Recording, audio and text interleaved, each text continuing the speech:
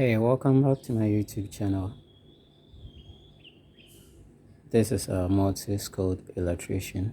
So today I'm sharing with you uh, how to stop the noise in your ceiling fan. You know, some ceiling fans come with unbearable noise and stuff like that. So uh, you've seen I've actually greased it.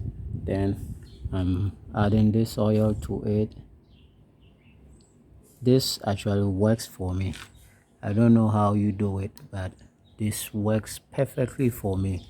There is no single ceiling fan that has unbearable noise in it that I use oil and the noise will not stop. So if you having challenges with your ceiling fan concerning noise, especially unbearable noise, just get a machine oil or just even a cooking oil. You can just put it right here, then you wind it, then you fix it back. Every noise, everything will be stopped.